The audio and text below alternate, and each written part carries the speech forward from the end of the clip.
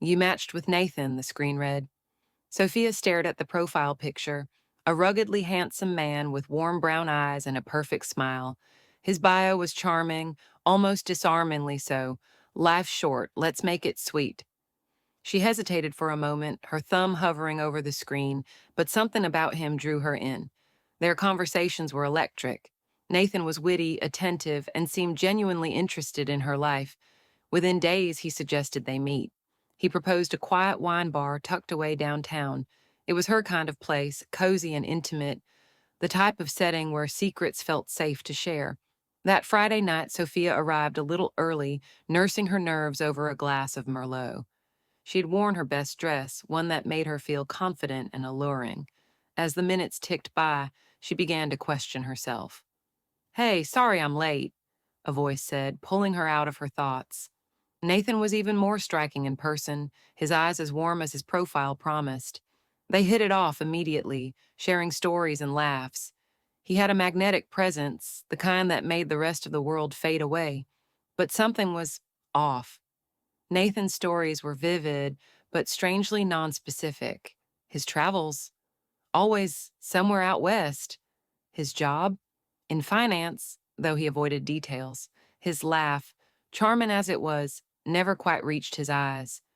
Sophia, a true crime aficionado, had learned to trust her gut.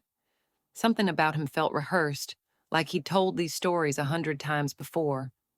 After a second glass of wine, she excused herself to the restroom, leaving her phone on the table. While washing her hands, a thought nagged at her. She'd never searched his name.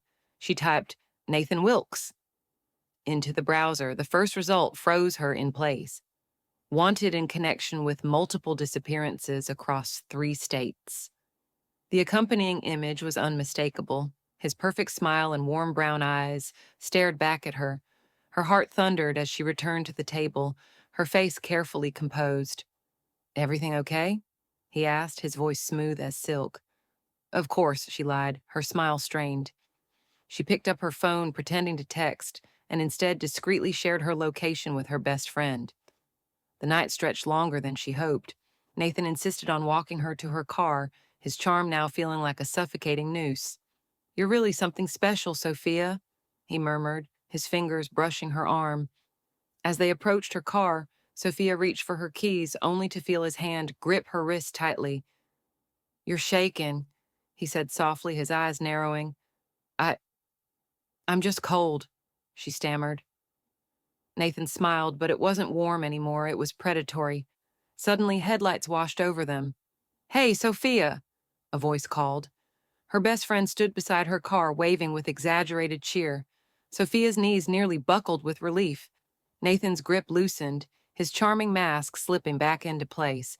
"Guess you've got company," he said, stepping back. "Yeah," she said, her voice steady now. "I do." Nathan disappeared into the night, but Sophia knew she wasn't safe yet.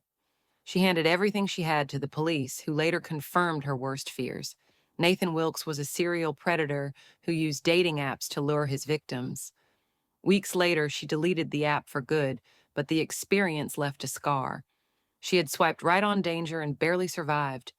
Still, Sophia couldn't shake the feeling that it wasn't over. Nathan was out there somewhere, and she knew one day they might match again.